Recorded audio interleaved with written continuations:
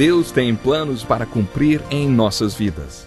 Essa é a mensagem de toda a Bíblia e é isso mesmo que estamos estudando aqui no Encontro com a Palavra, escrito pelo pastor Dick Woodward e narrado pelo pastor Edson Bruno.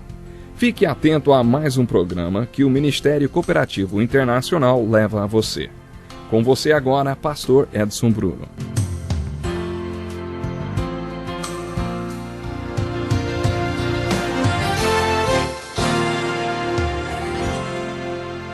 Seja muito bem-vindo ao Encontro com a Palavra.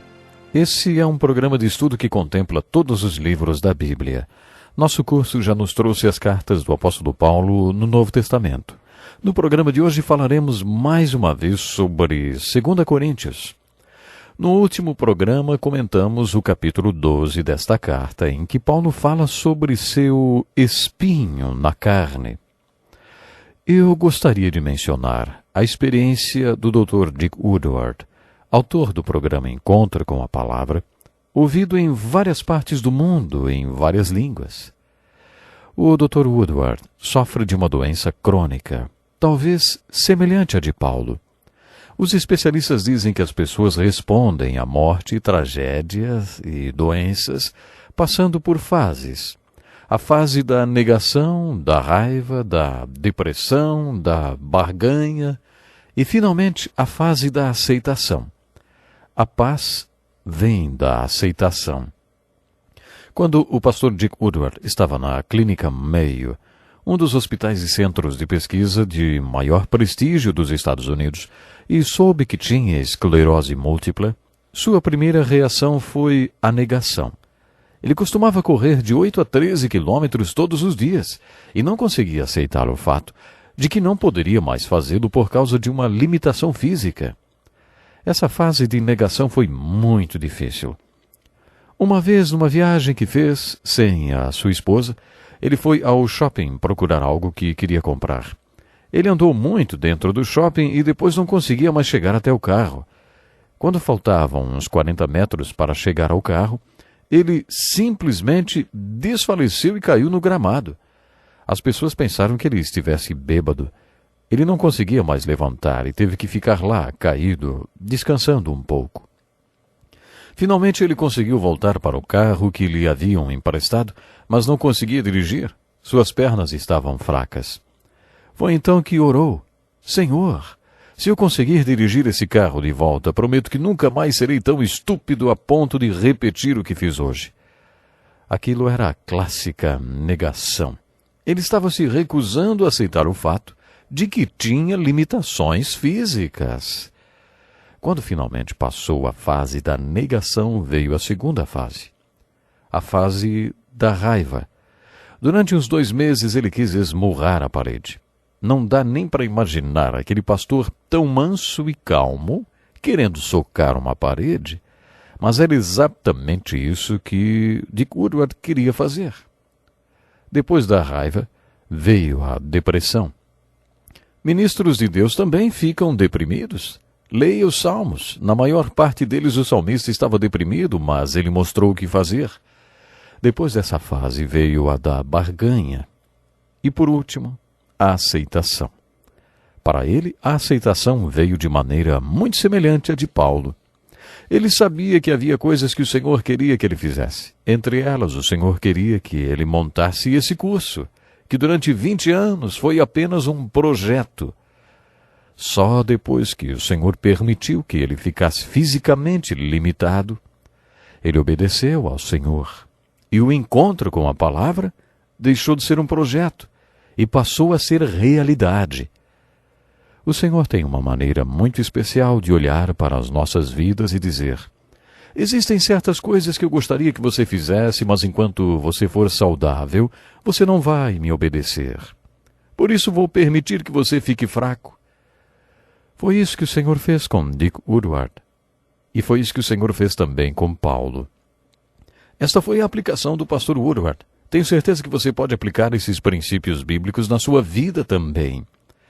Mas estamos estudando a segunda carta de Paulo aos Coríntios. No capítulo 10, Paulo conta um dos resultados do seu espinho na carne. Ele diz: embora vivamos como homens, não lutamos segundo os padrões humanos. As armas com as quais lutamos não são humanas, ao contrário, são poderosas em Deus para destruir fortalezas. Destruímos argumentos e toda pretensão que se levanta contra o conhecimento de Deus e levamos cativo todo pensamento para torná-lo obediente a Cristo. E estaremos prontos para punir todo ato de desobediência uma vez estando completa a obediência de vocês. Não quero que pareça que estou tentando amedrontá-los com as minhas cartas, pois alguns dizem: as cartas dele são duras e fortes, mas ele pessoalmente não me impressiona, e a sua palavra é desprezível. Saibam tais pessoas que aquilo que somos em cartas quando estamos ausentes, seremos em atos, quando estivermos presentes. Esse era o tipo de criticismo enfrentado por Paulo. Os coríntios achavam que por carta ele era uma coisa e pessoalmente ele era outra. Paulo rebateu as críticas dizendo que seria tão duro pessoalmente quanto estava sendo por carta.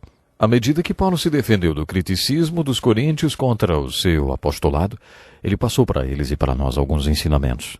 Quando você experimenta a transformação e depois a transcendência do ministro, percebe que pode de fato viver uma dimensão celestial, assim como o ramo que é enxertado na videira e passa a receber a energia necessária para viver. Você passa a contar com um arsenal de armas que antes não tinha.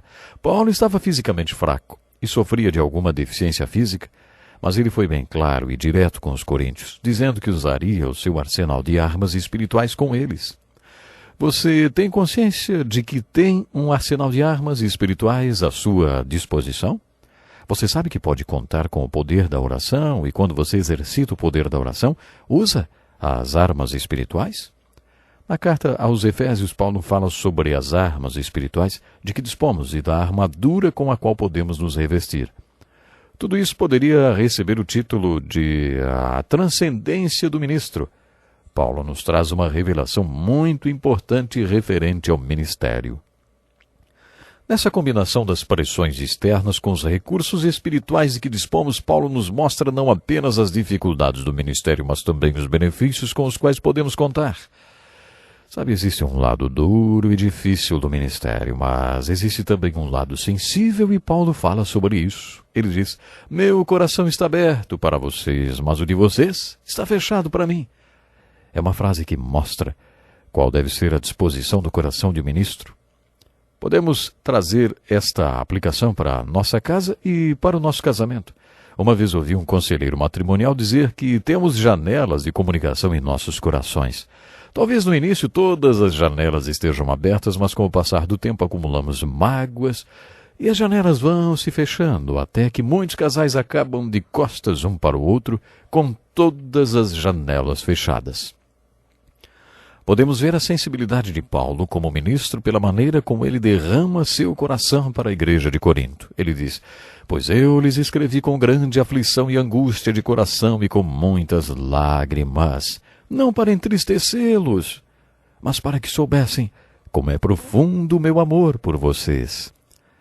Nessa carta, Paulo também teve uma palavra muito importante sobre arrependimento. Vocês estão lembrados que na primeira carta aos Coríntios ele diz que havia um homem vivendo em imoralidade que deveria ser disciplinado? Lembram? A igreja o obedeceu e colocou aquele homem para fora da igreja. Quando Paulo escreve esta carta, ele recomenda que aquele homem seja tomado de volta à comunhão da igreja, visto que já tinha se arrependido. Quando Paulo fala deste assunto, ele diz que existe um tipo de dor que leva ao arrependimento. Esta dor é boa e traz muitos benefícios. Nesta parte da carta, Paulo fala sobre o arrependimento, que também é uma experiência que vem de Deus. Nos capítulos 4 e 5 de 2 Coríntios, Paulo escreveu sobre o homem exterior e o homem interior. Sua ênfase nesta parte da carta está relacionada à transcendência, à transparência e à transformação do ministro. Foi nesta divisão da carta que Paulo escreveu sobre o homem interior e exterior. O ensino do capítulo 5 complementa o do capítulo 15 de 1 Coríntios, em que ele escreveu sobre a vida após a morte. Paulo afirma que morrer para o crente é apenas uma questão de desarmar a tenda do homem exterior, para que a vivência do homem interior com Jesus seja plena, totalmente liberta do homem exterior. No capítulo 4, Paulo traz um grande ensino para as pessoas que estão sofrendo uma doença incurável. Hoje um dos meus amigos muito querido encontra-se nesta situação. Compartilhei isso com a esposa dele. Enquanto seu corpo se desgasta, o homem interior está se renovando. Foi assim que Paulo colocou: o homem exterior perece, mas o interior se renova a cada dia e se prepara para a vida eterna. Paulo diz nessa passagem e também em 1 Coríntios 15 que um dia estaremos livres desse corpo. Isso é uma notícia boa. Nesta carta, Paulo fala que o homem exterior sofre e se desgasta, mas este desgaste do vaso de barro desafia o homem interior a responder às pressões do homem exterior, preparando-o para a vida eterna. Vamos ver se você está desgastado. Algumas pessoas já conhecem esse texto. Espero que você se divirta com ele. Você sabe que está desgastado quando tudo em você dói, e o que não dói não funciona. Quando o brilho dos seus olhos é a luz do sol refletida nos seus óculos. Quando fica cansado só de jogar xadrez. Quando seus filhos atingem a meia-idade. Quando você entra para uma academia, mas nunca vai. Quando sua mente assume compromissos que seu corpo não pode cumprir. Quando uma torneira pingando lhe causa ataque de nervos. Quando você sabe todas as respostas, mas ninguém pergunta mais nada a você. Você sabe que está ficando velho, quando mal pode esperar para chegar em casa, para fazer nada. Quando apaga a luz porque é mais econômico e não porque é mais romântico. Quando a mulher de cabelos grisalhos que você ajudou a atravessar a rua é a sua esposa. Quando tem cômodos demais na casa, mas faltam armarinhos para guardar remédios. Você sabe que está ficando velho quando finca os dentes num filé e eles ficam lá. Quando esses sinais de desgaste começarem a aparecer em você, pense no que o apóstolo Paulo quis dizer quando escreveu o versículo 17 de 2 Coríntios 4. Os nossos sofrimentos leves e momentâneos estão produzindo para nós uma glória eterna que pesa mais do que todos eles. A velhice e a doença são apenas estratégias de Deus para que o homem interior se prepare para a sua experiência eterna e celestial. Resumindo, Paulo se converteu na experiência da estrada de Damasco. Depois ele teve uma experiência no deserto árabe e outra experiência celestial. Paulo nunca esqueceu nenhuma dessas experiências. Ele jamais se recuperou delas. Não devemos querer para nós as mesmas experiências que Deus deu para outras pessoas, principalmente pessoas como o apóstolo Paulo, mas devemos ter os mesmos princípios que levaram essas pessoas a ter aquelas experiências. Você já passou pela experiência da conversão? Não estou me referindo a uma experiência idêntica de Paulo, mas a conversão que Deus quer que você experimente. Pense nisso. Até o próximo programa. Que lição importantíssima. Obrigado, pastor Edson Bruno. Prezado ouvinte, coloque em prática o que você ouviu aqui. Sem dúvida, sua vida será grandemente abençoada. Este é um estudo escrito pelo Dr. Dick Woodward, na voz do pastor Edson Bruno. Escreva-nos e solicite o material. Nosso endereço é Encontro com a Palavra, Caixa Postal 2011, CEP 89201-970, Joinville, Santa Catarina. Até o nosso próximo Encontro com a Palavra.